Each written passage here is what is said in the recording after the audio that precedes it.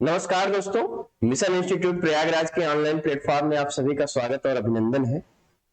दोस्तों, हम लोगों का क्लॉक टॉपिक चल रहा था और आज इसमें एक बेहतरीन कॉन्सेप्ट हम लोग लेने चल रहे हैं जो आधारित है दर्पण प्रतिबिंब पर। दर्पण प्रतिबिंब मतलब मिरर इमेज। दर्पण प्रतिबिंब का मतलब भाई मिरर इमेज। तो कभी कभी हमसे सवाल पूछा जाता है कि हमारी घड़ी में कोई भी टाइम दिया है और उस समय पर हमें यह ज्ञात करना है कि अगर इसके सामने हम दर्पण रख दें, दोस्तों अगर हम इसके सामने दर्पण रख दें तो दर्पण पर क्या इमेज दिखाई देगी। तो मैं इसको दो तरीकों से आपको बताता हूं, समझने का प्रयास करिएगा। दर्पण प्रतिबिंब में होता क्या है दोस्तों, सुइयां होती, ये सुई हमारे पास है। दर्पण प्रतिबिंब में सुई हमारी बाएं से दाएं घूमती है। जो सुई बाएं होती है वो दाएं घूम जाती है और जो सुई दाएं होती है वो बाएं घूम जाती है। अगर हम इसमें देखें, अगर कोई सुई हमारी 11 पर है तो मिरर इमेज निकालते समय वो 1 पर चली जाएगी। जो 10 पर है वो 2 पर चली जाएगी। जो 9 पर है वो 3 पर चली जाएगी।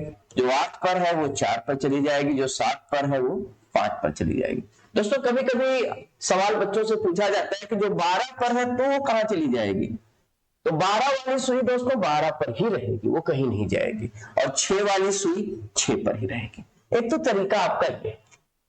अब इस तरीके में अपना टाइम ज्यादा लगता है, इसलिए हम इसके लिए करते क्या है, कोई भी टाइम दिया हो उसको हम 23:60 से घटा देते हैं। कितने से घटा देते हैं, 23:60 से। जैसे कहा गया कि हमारी घड़ी में 12:40 है। इसके सामने हमने क्या रख दिया, इसके सामने हमने दर्पण रख दिया। तो बताइए दर्पण पर इसकी क्या इमेज दिखाई देगी। तो आप करोगे क्या, कोई भी टाइम आपको दिया जाए उस टाइम को आप कितने से घटा दोगे, 23:60 से घटा दोगे। तो इस 12:40 को आपने 23:60 से घटाया तो 60 में से 40 घटाया तो हुआ क्या, 20। और 23 में से 12 घटाया तो हुआ क्या, 11-20। इसी तरह से हम लोग एक सवाल और करते हैं। अगर हमें दिया गया 9:50 तो इस 9:50 को हम 23:60 से घटाएंगे।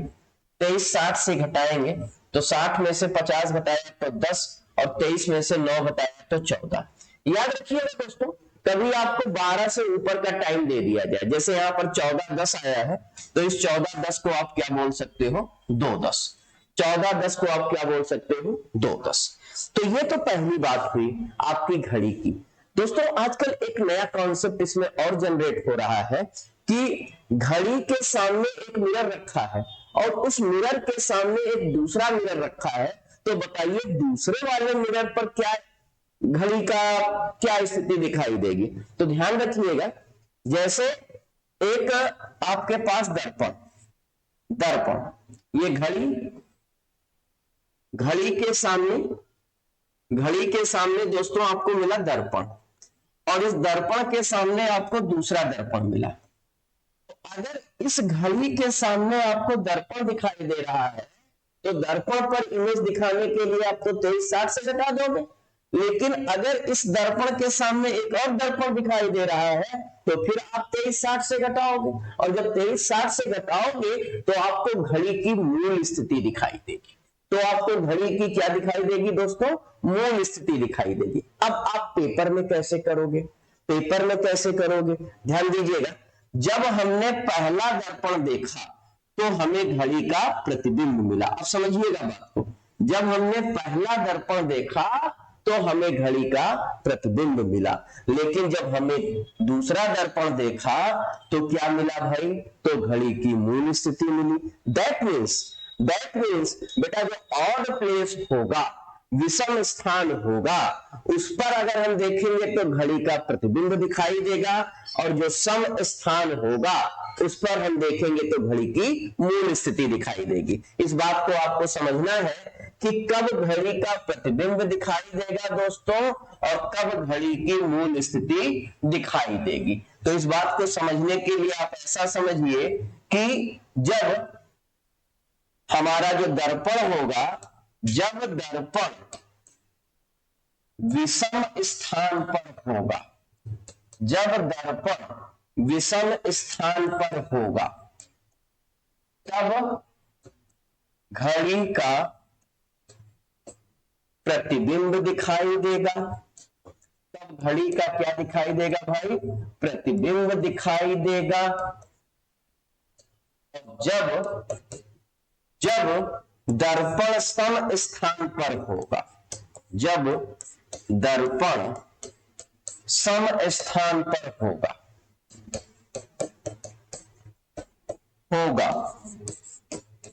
तब घड़ी की मूल स्थिति दिखाई देगी। तो इस बात को आप ध्यान रखिएगा, बहुत ही इंपॉर्टेंट बात हमने की। पहली बात क्या की?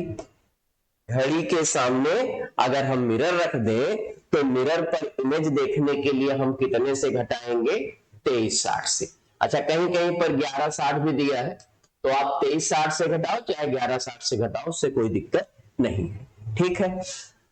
दूसरी बात, अगर उस दर्पण के सामने दूसरा दर्पण और दे दिया जाए, तीसरा, चौथा, पांचवा, आपको कितना भी दे दिया जाए, तो अपने लॉजिक हम लोगों ने ये निकाला कि जो विषम प्लेस पर दर्पण होगा उस पर तो क्या होगा? घड़ी का प्रतिबिंब दिखाई देगा, और जो सम प्लेस पर होगा उस पर घड़ी की मूल स्थिति दिखाई देगी।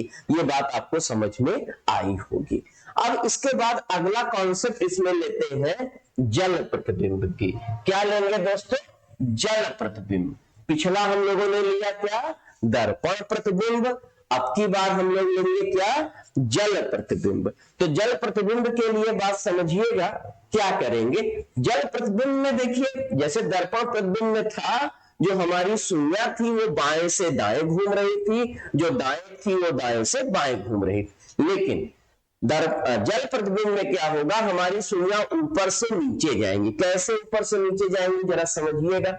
जो सुई 11 पर होगी दोस्तों वो 7 पर आ जाएगी, जो सुई 10 पर होगी वो 8 पर आ जाएगी, 9 वाली सुई 9 पर ही रहेगी, 1 वाली सुई 5 पर आ जाएगी, 2 वाली सुई 4 पर आ जाएगी, और 3 वाली सुई 3 पर ही रहेगी। अब यहां पर ध्यान रखिएगा, 12 वाली सुई 6 पर आ जाएगी और 6 वाली सुई 12 पर जाएगी।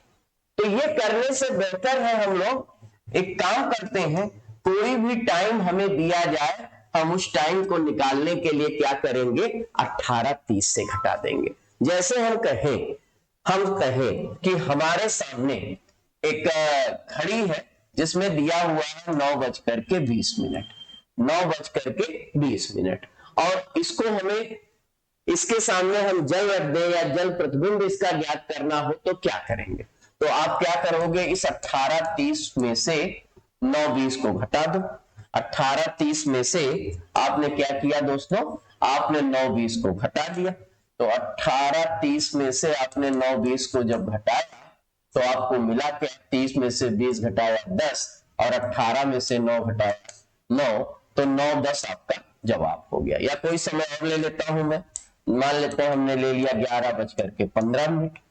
तो 18:30 में 11:15 आप घटाओगे तो आपको क्या मिलेगा? 30 में से 15 घटाया 15, और 18 में से 11 घटाया तो 7-15। या और कोई समय ले लेता हूं मैं ले लेता हूं 18:30 से 8:50। यहां पर ध्यान रखिएगा दोस्तों, यहां पर एक बात ध्यान रखिएगा, जैसे यहां पर 30 है, यहां पर 50 है। अब 30 में तो 50 घटेगा नहीं, ऐसी परिस्थिति में यहां पर हम 1 घंटा उधार लेंगे। अब 1 घंटा उधार लेंगे तो यहां क्या हो जाएगा? यहां पर जो एक इसमें से कम होगा तो ये 60 यहां आ जाएगा, और 60 और 30 मिलकर के 90 हो जाएगा, और ये रह जाएगा 17। तो 90 में 50 घटाएंगे तो 40, और 17 में से 8 घटाएंगे तो 9:40। आपका जवाब हो जाएगा। आपका जवाब क्या हो जाएगा? 9:40। इस बात को ध्यान रखिएगा, आप 18:30 से भी घटा सकते हो, आप 17:90 से भी घटा सकते हो। 17:90 कुछ भी नहीं है, 17:90 कुछ भी नहीं है। वास्तव में 18 में से 1 घंटा उधार लिया गया तो 60 मिनट, और ये 60 मिनट यहां ऐड हो गया, तो आपका जवाब क्या हो गया? 17:90। तो 17:90 हमने अपनी सहूलियत के लिए लिया है। अपनी सहूलियत ये है कि अगर मान लेते हैं वैल्यू 30 से ऊपर है 30 से ऊपर है, तो डायरेक्ट 1 घंटा उधार लेने से अच्छा आप अपने दिमाग में ये बैठा लीजिए कि हम क्या करेंगे, इसको 1790 से घटा करके काम खत्म कर देंगे। आपको दोनों बातें समझ में आई होगी।